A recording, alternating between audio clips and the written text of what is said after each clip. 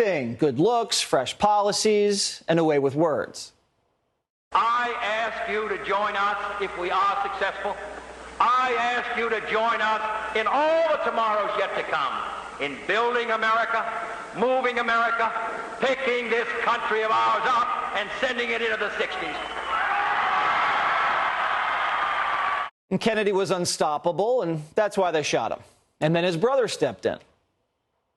United States over the period of the last 3 years, the divisions, the violence, the disenchantment with our society, the divisions, whether it's between blacks and whites, between the poor and the more affluent, or between age groups, or in the war in Vietnam, that we can start to work together. We are a great country, and a selfish country, and a compassionate country. And I intend to make that my basis for running and over the period of Bobby Kennedy was steamrolling his way to winning the Democratic nomination for president back in '68.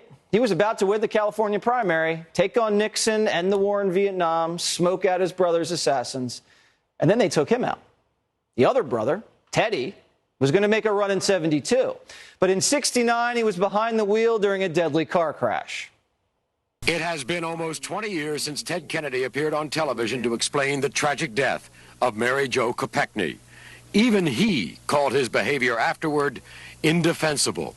For 7 days, reporters, investigators, the bereaved parents, and people around the world had waited for Kennedy, the only eyewitness to the accident, to answer the key questions. Why were Kennedy and Kopechne driving to a deserted beach in the opposite direction from the ferry?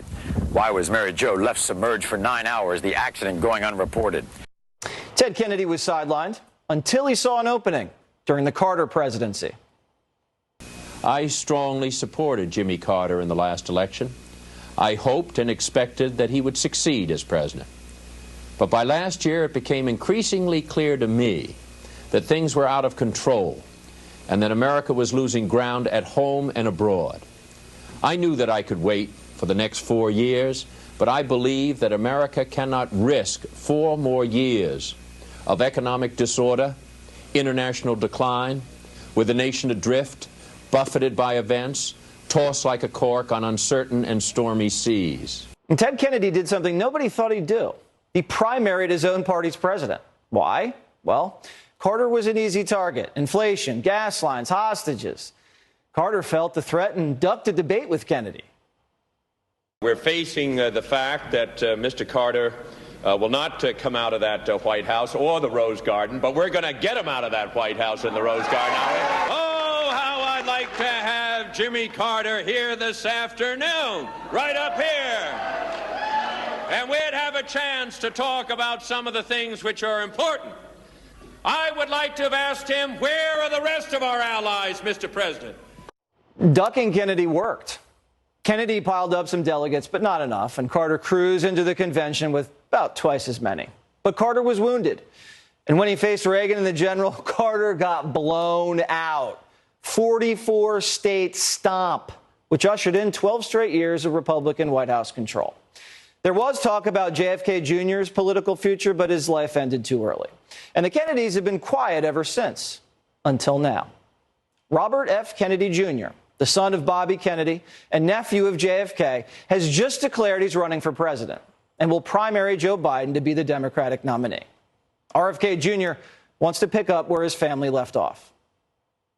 The easiest thing for a politician to do is to appeal to our greed, to our anger, to our fear. What my father tried to do is much more complicated, but you can do it, which is to make people feel that they're part of a community and that they're on a heroic journey to do something that is going to be great, that's going to be historical. People respond to that kind of vision. I saw it happen to my father, and we can do it again in this country. So RFK Jr. has a vision. I mean, at least he has one. Biden has none. RFK Jr.'s lane is on the populist left. Unlike Biden, he's against the deep state, obviously, because of what happened to his dad and uncle. Anti-censorship. Remember, the Biden White House censored him over vaccines. He's riding a hot anti-corporate streak, especially against big pharma and big tech. You see, the assault on not only on the poor in our country, but there was a $3.8 trillion shift in wealth from the middle class and the poor to this new aristocracy of billionaires, a lot of them from Silicon Valley, who own the companies that were the biggest beneficiaries, and they were the ones who were censoring criticism of the lockdowns that were making them rich. So if you're outside of this system and you're looking in, it looks crooked. So he's got a little Bernie bro in him, but he can get traction with the populist right too, you know? Before COVID, his brand was being an environmentalist, but he appeals to conservationists as well.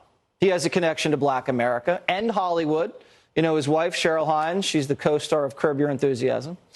And he has universal name ID, so he'll be able to raise some cash. And donors right now are looking for anybody but Joe Biden. His polls are in the gutter. The numbers are beyond sobering for President Biden. They tell us many, or in some cases most of you, have deep doubts about his performance and about the direction of the country right now. We asked the American people if he deserves re-election, if he deserves a second term. 32%, just a third of Americans in this poll, John, say yes. When we asked that back in December, it was up at 37%. So how's Biden going to play this thing out? The Kennedy family has a history of disruption, and the Kennedys are everything the Bidens wanted to be. Biden wanted to be a Kennedy so bad that he plagiarized them. It cannot measure the health of our children, the quality of our education, the joy of their play. The gross national product does not allow for the health of our children, the quality of their education, or the joy of their play. Our generation of Americans will pay any price, bear any burden, accept any challenge, and meet any hardship. We shall pay any price, bear any burden, meet any hardship. So is Biden going to plagiarize, hide, drop out, run? We have no idea. The DNC will probably rig it so there won't be a debate. And it's going to be tough for RFK Jr. to get on TV because Big Pharma pays the bills.